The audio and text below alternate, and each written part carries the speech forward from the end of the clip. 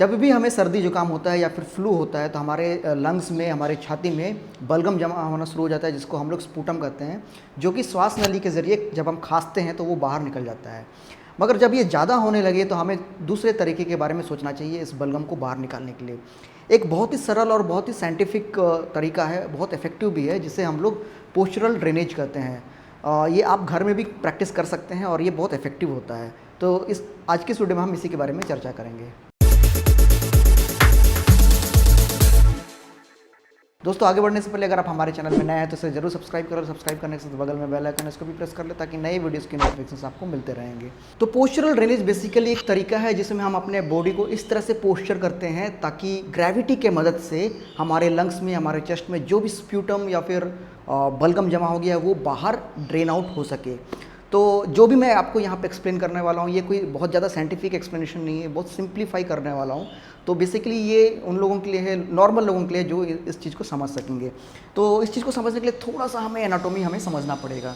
तो मैंने देखिए पहले से यहाँ पे एक लंग्स का फिगर ड्रॉ करके रखा है। ये राइट एंड लेफ्ट लंग्स है, ये ट्रैकिया, ये ब्रोंक्यूल्स है।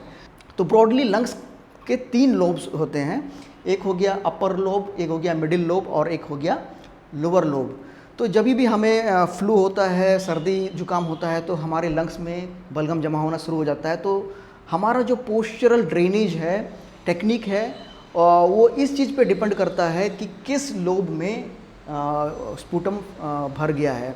मान लीजिए अगर ये अपर लोब में अगर स्पूटम फिल हो गया है तो हमारा टेक्निक थोड़ा सा अलग होगा। मान लीजिए ये सेंट्रल लोब में या मिडिल लोब में हो गया है या फिर ये लोअर लोब में हो गया, तो इसका टेक्निक डिफरेंट रहेगा। तो जो भी टेक्निक है जिसमें हमें ये स्पूटम को हमको यहाँ से इस रास्ते के ज़रिए इसे हमें बाहर निकालना है ग्रेविटी के असिस्टेंट से। तो सबसे पहला हम एक कंडीशन लेते हैं जिसमें कि अपर लोब में स्पूटम इकट्ठा हो गया है। तो अपर लोब लगभग यहाँ पे रहता है। तो यहाँ से यहाँ पे अगर स्पूटम इकट्ठा हो गया तो हमें जो पोस्चरल ड्रेनेज का जो पोस्चर है वो इसी तरह से होना चाहिए, हम जैसे बैठे हुए हैं इस तरह से सिंपली। या फिर इसको और भी कंफर्टेबल बनाने के लिए आप इस तरह से तकिया दे देंगे और फिर अपने आप को थोड़ा सा रिलैक्स करके इस तरह से आप बैठ जाएंगे। ठीक है। इस पोस्चर में धीरे धीरे जो भी स्पूटम इकट्ठा हुआ है वो बाहर निकलने का कोशिश करेगा। उसके बाद फिर आपको उसको खांसी के ज़रिए उसको चीज़ को बाहर निकाल के फेंक देना है। ठीक है।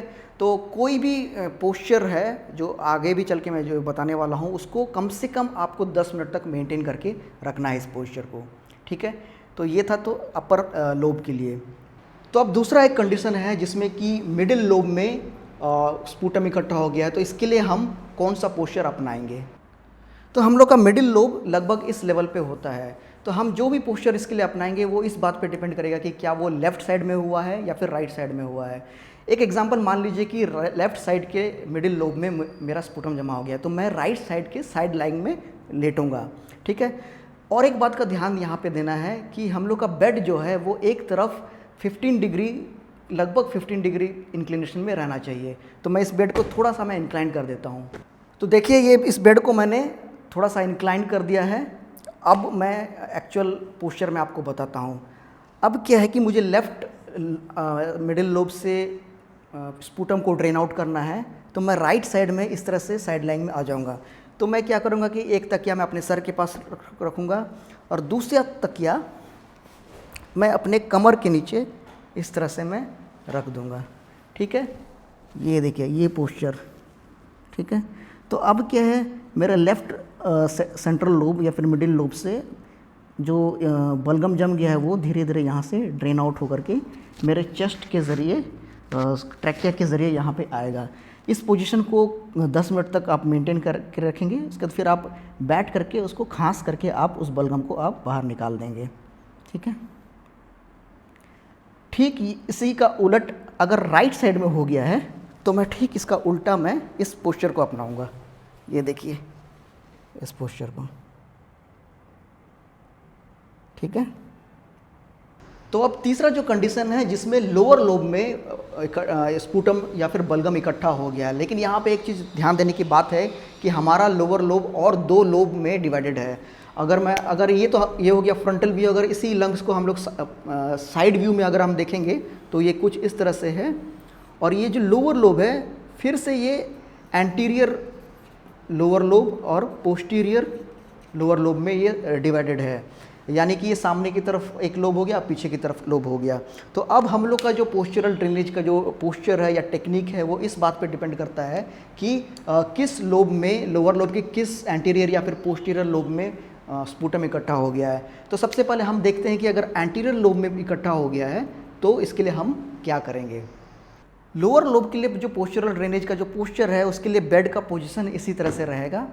अब बारी आता है कि हमारा लोअर लोब का सामने की तरफ वाला जो लोब है, यानी कि एंटीरियर लोअर लोब के लिए जो पोस्चर है उसके लिए हम लोग पीठ के बल हम लेटेंगे।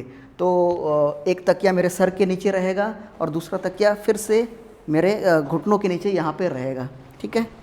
ये देखिए इस पोजीशन में आप कम से कम 10 मिनट तक लेटना है।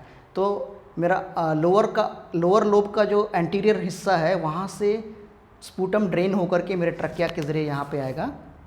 10 मिनट के बाद फिर आप खड़े होके या फिर बैठ करके खांस करके स्पूटम को निकाल देना है, ठीक है। ठीक इसका उल्टा दूसरा जो कंडीशन है जिसमें कि लोअर लोब का पोस्टीरियर वाला लोब में स्पूटम इकट्ठा हो गया तो हम पेट के बल लेटेंगे, ठीक है। इस बार हमें अपने यहाँ पे तकिया देना है और फिर इस तरह से लेटना है, इस तरह से, ठीक है। इस पोजीशन में भी आपको 10 मिनट तक लेटना है और फिर आप बैठेंगे और फिर खास करके स्पूटम है, बलगम है, उसको आप बाहर फेंक देंगे। हम फिजियोथेरेपिस्ट ये सारे पोजीशन के साथ हम थोड़ा सा टैपिंग परकशन भी करते हैं, थोड़ा सा वाइब्रेट करते हैं ताकि जो सिक्रीशन है उसको लूज़ होने में और भी मदद हो। अगर घर में अगर आप ये तो आप नहीं कर सकते हैं, इसके लिए थोड़ा सा टेक्निक चाहिए, मगर इस पोस्चरल ड्रेनेज से भी आपको काफ़ी लाभ होगा बिना परकशन, बिना उस टैपिंग के। तो उम्मीद करते हैं ये वीडियो आपको बहुत हेल्पफुल लगा होगा। और इससे पहले मैंने एक और वीडियो बनाया है जिसमें आपका अगर सांस फूलने लगे, घबराहट होने लगे, इंग्लिश में जिसको हम लोग शॉर्टनेस ऑफ ब्रीथ कहते हैं, वो अगर होने लगे तो आप तुरंत इसके लिए कौन सा पोस्चर अपनाएंगे ताकि आपको थोड़ा सा रिलीफ महसूस हो। इस पर मैंने पहले से वीडियो बनाया है, लिंक डिस्क्रिप्शन में मैं दे दूंगा, वहाँ पर जाकर के आप देख सकते हैं। कैसा लगा ये वीडियो आप अपना कमेंट जरूर कमेंट बॉक्स में दें, और अगर अच्छा लगा है तो इसे लाइक करें, शेयर करें, अपने दोस्तों के साथ, फैमिली मेम्बर्स के साथ शेयर करें ताकि ये इन्फॉर्मेशन ज़्यादा से ज़्यादा लोगों तक पहुँच सके। Thank you for watching friends, bye bye.